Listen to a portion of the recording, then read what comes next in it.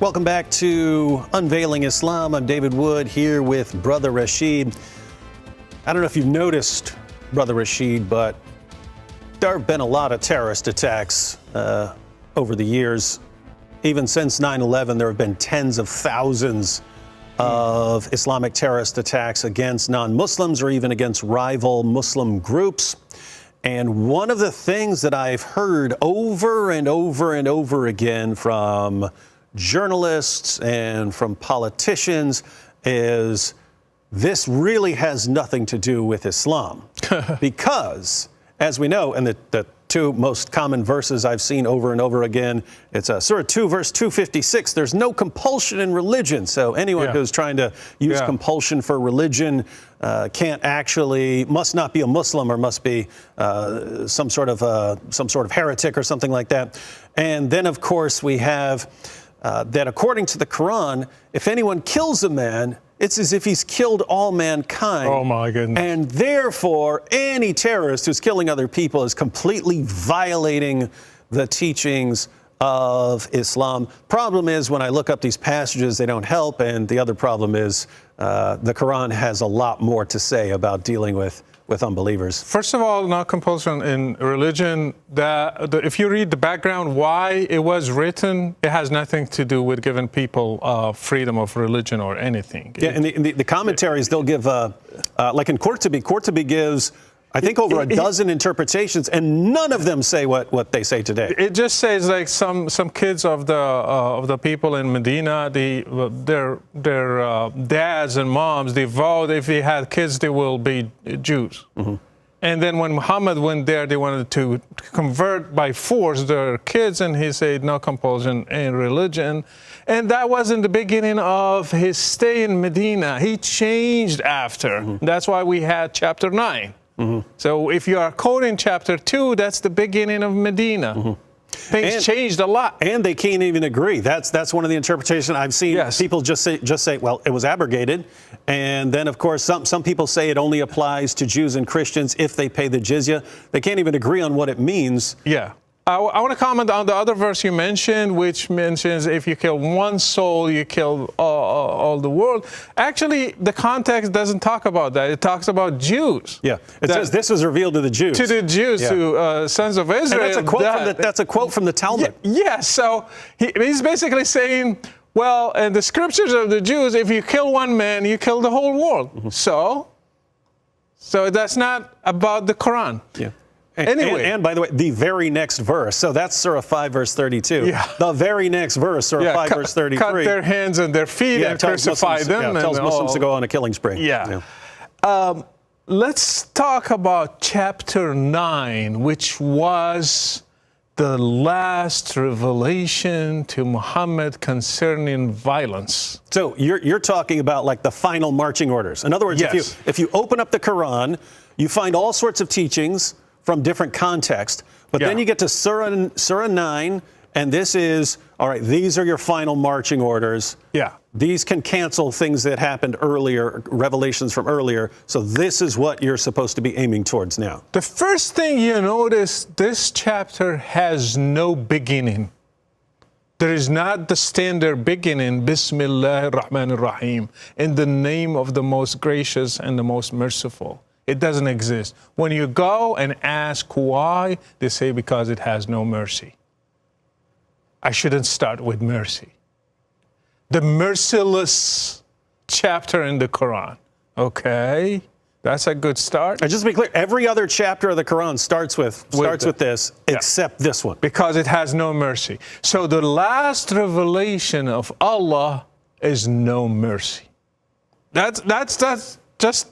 We just started.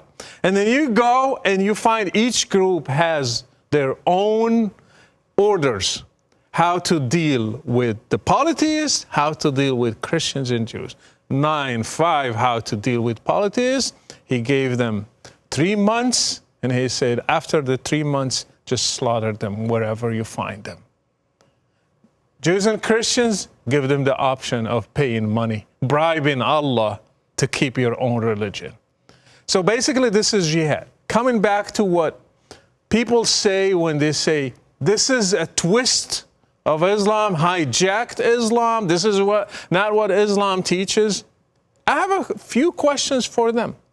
What is the common denominator between all these guys? You find people from Morocco joining ISIS, people from Tunisia joining ISIS, from Egypt, from Saudi Arabia, from all these places, from France, from Belgium, from Canada, from the US, from Australia. What is the common denominator between these guys? A simple look. Is it because they are poor, less educated? The only thing I can find, the common between them, is Islam. So it has to do with Islam. A common sense. Anyone who studies terrorism has to come to this conclusion. It has to do with religion. Some people, they say no, because they were persecuted. Islamic groups, they were not allowed to participate in politics because this, because of that. Look at Christians in Egypt. The Copts, they were persecuted. They were not given opportunity to participate in politics. Did you see any Copt blowing himself in a mosque among Muslims? Their churches were burned. Their kids were converted by force to Islam. They don't have rights so many times. None of them he went exploded himself. So you're telling me religion has nothing to do with that? Yeah, same thing wherever you go, wherever you have, same thing in Pakistan, right? Yeah. You've got a Christian minority that's horribly oppressed, that's treated like second-class citizens, and yet when I see in the news that a mosque has been blown up in Pakistan or a mosque has been shot up, you usually find it's another Muslim group. Yeah, it's a Sunni blowing up a Shia mosque. Yeah. And you pointed out something important there when you say that they come from all these different countries and they all get the same idea. Yeah.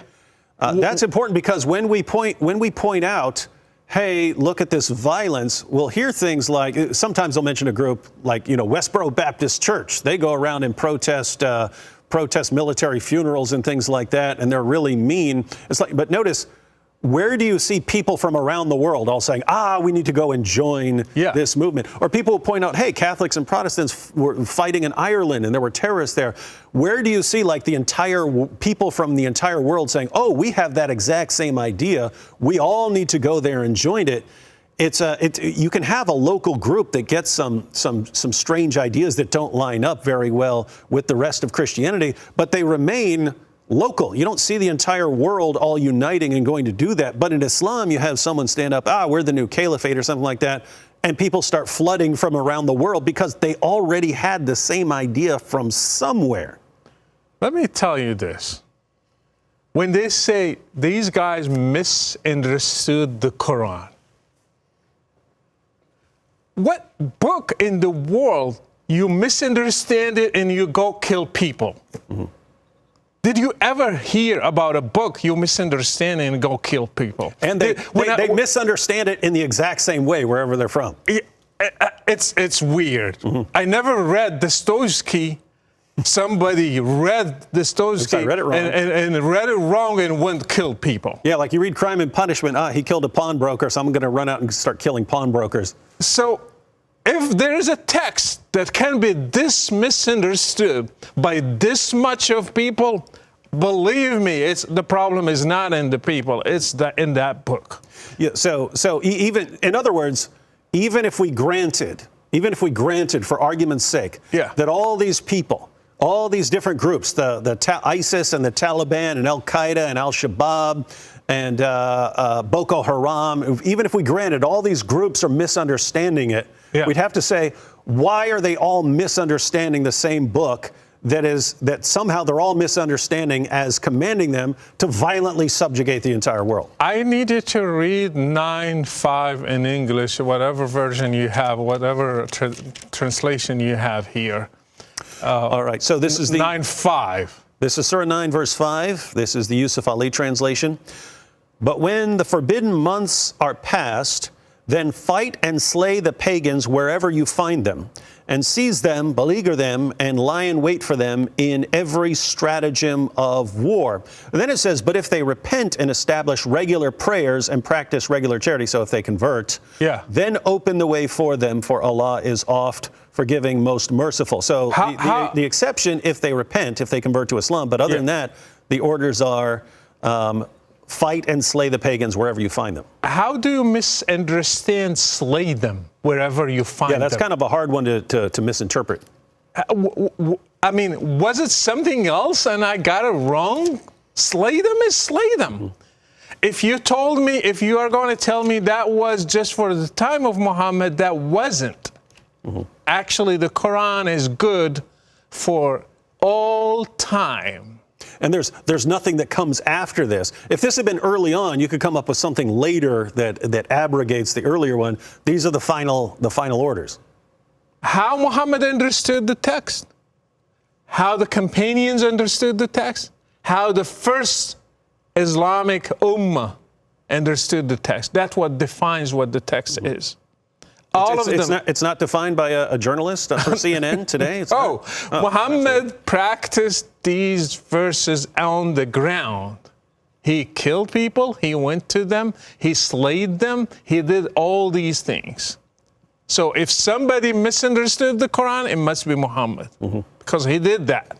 Yeah, so Muhammad himself misunderstood the Quran because he thought it called for the violent subjugation of the world. And so you mentioned 9:5, and then of course we have Surah 9 verse 29, because that's 9:5 is about the polytheists. And then 9:29, that's about Jews and Christians, and we have fight those who believe not in Allah nor the last day, nor hold that forbidden which hath been forbidden by Allah and his messenger, nor acknowledge the religion of truth from among the people of the book until they pay the jizya with willing submission and feel themselves subdued. So this is talking about Jews and Christians and saying we have to be violently subjugated.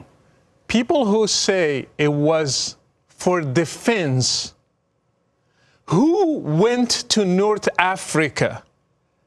They wanted to defend themselves in Saudi Arabia and went all the way to Spain and North Africa? Wow, I mean, who went to the other? Is that defense? And plus, the verses do not talk about defending yourself until they repent. So it's a religious thing. It's not about defending yourself. Muhammad did 83 war operation, 83. One of them, you can call it defense, which the trench, because they came, but also that you can explain it as a reaction to his raids. So at the end, the 83, none of them is people attacking him. It's the other way around. How is that defense? And even in Surah 9, verse 29, notice it's not fight people who are attacking you. No. It's fight those who do not believe in the true religion. And then you can go to the surrounding context. It starts in the verse before it. So Surah 9, verse 28, it goes all the way to verse 33. Yeah. And every single criticism that justifies violently subjugating Jews and Christians is our religious beliefs and practices. There's not one word in there about Muslims being attacked and them fighting in self-defense in this passage. And so notice there are only two possibilities here. There are only two possibilities here. Either the Quran means what it says when it calls for a violent subjugation. Either it means what it says. Allah really means that Muslims have to slaughter polytheists and groups that are polytheists, and of course, Jews and Christians have to be subjugated. Either Allah means that, or Allah meant something completely different, but he said it in such a way that everyone who's reading the passage from around the world thinks he's calling for the violent subjugation of the world, because it's exactly what he said. Including his prophet. Including his prophet. Even his prophet misunderstood it. Why? Because he says fight those who do not believe, when he really means fight in self-defense. So either Allah means what he says, which leads to a bloodbath, or he meant something else, but he said it so horribly that people conclude it calls for a violent bloodbath. Either way, you get a violent bloodbath. And so I think we need to stop by pretending that jihad has nothing to do with this religion.